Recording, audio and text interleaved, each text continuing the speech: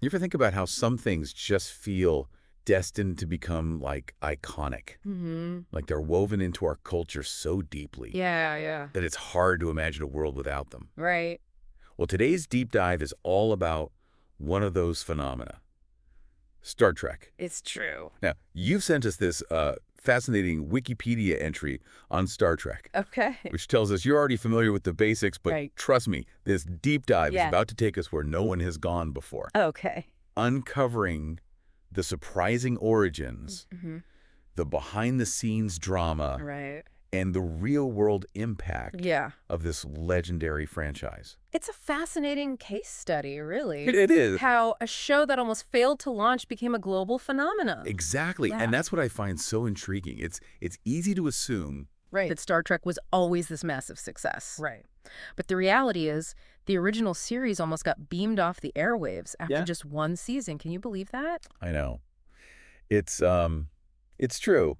Back then, giving a show a second chance was almost unheard of. Right. But thankfully, NBC took a chance with a second pilot where no man has gone before. A second pilot. That's how desperate things were. Well, it highlights how close Star Trek came to being completely forgotten. Wow. Network executives weren't sold on the initial pilot, so a second one was their way of gauging if the show had any potential. And thank goodness they did. But even with a second shot, Star Trek still faced an uphill battle. It did. Getting that second season wasn't a sure thing, and that's where our story takes a turn, thanks to the original Star Trek superhero. That's E. Joe Trimble. Ever heard of her? Oh, absolutely. Every Star Trek fan owes her a debt of gratitude. Right? She rallied fans, organized letter-writing campaigns, and basically demonstrated the power of a dedicated fan base long before the internet made it commonplace. It's mind-blowing. I know. Imagine the fate of this entire franchise Right. rested on physical letters. Right. Talk about a grassroots movement. It's a testament to the power of passionate individuals. And the irony is, getting canceled is part of what propelled Star Trek to global stardom. Wait, what?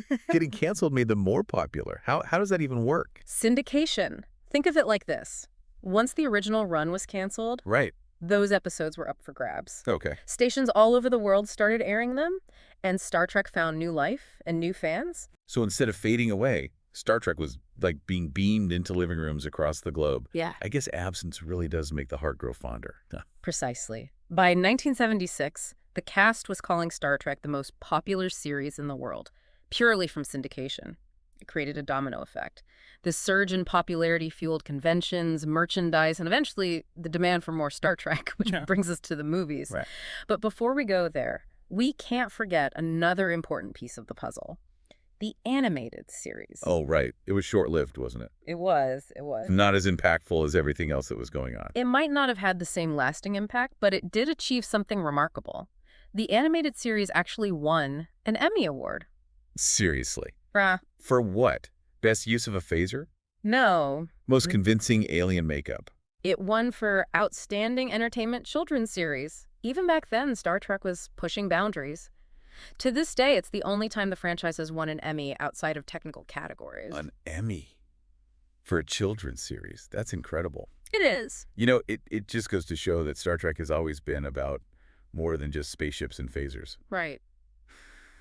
But speaking of spaceships, let's talk about Star Trek's leap to the big screen. Okay. What took them so long to make a movie anyway?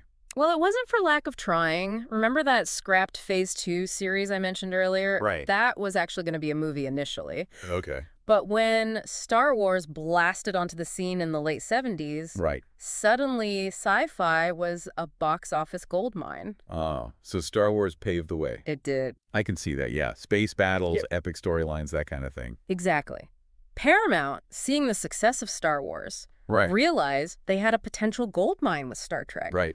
That's when the idea for a Star Trek movie really gained traction. And so Star Trek, the motion picture was born. Right. Though I have to admit, I've heard mixed things. Yeah. Wasn't it a little slow? Let's just say it wasn't the action-packed thrill ride audiences had come to expect after Star Wars. Okay. The motion picture was more cerebral, Right. philosophical even, and it had a notoriously troubled production. Right? But then came Star Trek II, The Wrath of Khan. Ah, Wrath of Khan. Now we're talking. That's the one that really put Star Trek on the map, right? It is. Even people who haven't seen it know about Khan. It was a turning point for the franchise. Wrath of Khan brought the action, leaned into those classic character dynamics, and had a compelling villain. It was a critical and commercial success, proving that Star Trek could hold its own on the big screen. And it spawned a whole series of films. Exactly. Star Trek was no longer just a cult TV show. It was a full-fledged cinematic franchise. Right. The original cruise adventures continued through several more films, Right. culminating in Star Trek VI, The Undiscovered Country. Which conveniently coincided with a new chapter unfolding on the small screen, the Next Generation era. It did. But hang on, didn't you say earlier that Roddenberry had tried to revive Star Trek in the 70s? That's right. He had this idea for a series called Phase 2, Right. which ultimately evolved into The Next Generation. Oh. But what's fascinating here is that The Next Generation wasn't beholden to a network. Okay. They went straight into syndication, just like the original series. They had more creative freedom. Precisely. They could explore bolder storylines, push boundaries, and delve deeper into the Star Trek universe without network interference. And it paid off big time. The Next Generation was a smash hit. Ew. And it didn't stop there, did it? Yeah. We got Deep Space Nine, Voyager. We did. For a while there, it felt like Star Trek was everywhere. You're right. Deep Space Nine and Voyager were running concurrently for a few years, Right. further solidifying Star Trek's dominance in the sci-fi genre. Right. Deep Space Nine took a more serialized approach with a darker tone, Okay. while Voyager featured the franchise's first female captain, Really? leading a crew stranded on the other side of the galaxy. Talk about variety. Yeah. And this is also when the franchise really started to explore different aspects of Roddenberry's universe. Yeah. We weren't just following the adventures of a single starship anymore. Right. We were seeing different corners of the galaxy dealing with, like, complex political situations. Right. It felt like Star Trek was growing up in a way. And it's a testament to the depth and flexibility of the Star Trek universe. Right. That it could support these different shows, each Yeah. with its own tone and themes, Yeah. while still feeling true to the core values of the franchise. Right. But even with this incredible success, Right. there were still some bumps in the road. You mean Enterprise? Yeah. That was a prequel, right. Going back to the early days of Starfleet, Right. I remember fans were excited about that one. They were, but unfortunately, it didn't quite capture the same magic as its predecessors. Right. Despite a dedicated fan base and attempts to recapture the original series' spirit of exploration, Right. Enterprise was canceled after 4 seasons. It's interesting, though, how even when a Star Trek series doesn't quite land, Right. the core fan base remains so passionate. They are. There were petitions, Yeah. campaigns to save Enterprise. Oh, yeah. It seems like Star Trek fans are a different breed. They're fiercely loyal, and their dedication would play a crucial role in the next chapter of our story, the Kelvin timeline. Okay. But before we jump ahead, let's take a moment to appreciate just how groundbreaking it was for Star Trek to still be going strong with multiple series and movies under its belt after all these years. It's pretty amazing when you think about it. Star Trek could have just, faded out, Yeah. become a nostalgic relic of the past. Right. But instead, they did something kind of risky, kind of brilliant. Right. They hit the reboot button. Yeah. The year was 2009, and J.J. Abrams decided to boldly go where no Star Trek had gone before. Right. A complete reboot with a new cast and a new timeline. The Kelvin timeline, as it's known. So no more trying to fit new stories into a timeline that already had, like, decades worth of history. Right. I can see why they'd go that route. Yeah. It's like a fresh start. Yeah. Exactly. It was a chance to reintroduce Star Trek to a new generation, explore alternate takes on beloved characters, and tell stories free from the constraints of established canon. And let's be honest, trying to keep everything perfectly aligned with decades of Star Trek history could lead to some serious continuity headaches. Indeed. The Kelvin timeline was a gamble, but it paid off. The 2009 Star Trek was a hit. It brought in a whole new wave of fans, Right. reignited the franchise, and even spawned 2 sequels, Into Darkness and Beyond. Though I've heard some diehard Trekkies Right. weren't thrilled with the Kelvin timeline. Yeah. Something about lens flare and... Well, anytime you revamp something as beloved as Star Trek, Right. you're bound to get some strong opinions. But love it or hate it, the Kelvin timeline reminded everyone that Star Trek still had stories to tell Right. and new frontiers to explore. And speaking of new frontiers, while the Kelvin timeline was playing out on the big screen, A whole new universe was opening up for Star Trek. Streaming. Ah, yes, the Kurtzman era. Yes. This is where things get really interesting. Okay. With the rise of streaming platforms, Right. Star Trek saw an opportunity not just to continue the franchise, Right. but to expand it in unprecedented ways. And Discovery kicked it all off, right? That's right. And it was a pretty big deal behind the scenes, too.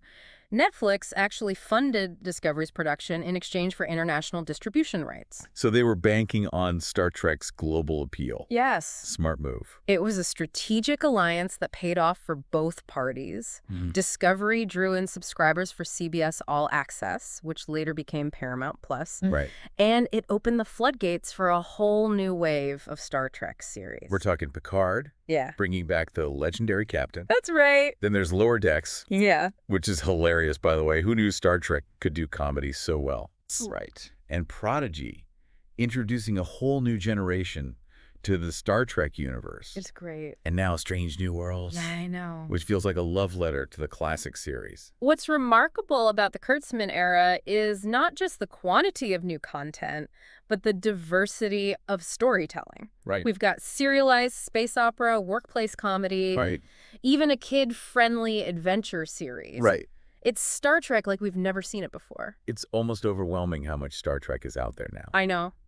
But it's also pretty exciting. It feels like they're finally embracing the full potential of this universe that Roddenberry created. Right. And they're not done yet. There's talk of a Starfleet Academy series in the works. There is, yes. It's a testament to Star Trek's enduring legacy. It is. But its impact extends far beyond the screen, wouldn't you say? Oh, absolutely. Yeah. Even people who've never seen a single episode know about Star Trek. The uniforms, the catchphrases, right. The Vulcan salute. It's woven into the fabric of our culture. And it's inspired real-world technology. From cell phones to medical devices, many of the gadgets we use today were inspired by Star Trek. Hold on. Are you telling me my smartphone is basically a tricorder? In a way, yes. Well. And the influence doesn't stop there. The Tricorder X Prize, for example, challenged scientists and engineers to create a real-life medical tricorder inspired by the one Dr. McCoy used. Okay, that's just cool. So Star Trek isn't just entertainment. It's pushing the boundaries of science and technology. It's about inspiring us to strive for a better future, to imagine what's possible. And let's not forget the cultural impact. Star Trek was groundbreaking for its diversity, a multicultural crew working together in the 23rd century. In the 1960s, that was a powerful message. And it still resonates today. It does, and it had a profound impact behind the scenes as well. Nichelle Nichols, who played Uhura, once considered leaving the show, but then she met Martin Luther King Jr. Wait, seriously? Yeah. Martin Luther King Jr. was a Star Trek fan. He was. Wow. He told Nichols that Star Trek was the only show he and his wife allowed their children to stay up and watch. He said, "You can't leave, you're part of history." Wow. Talk about an endorsement. And decades later, a Star Trek fan working in the White House was instrumental in naming the COVID-19 vaccine development program Operation Warp Speed. Okay, you can't make this stuff up.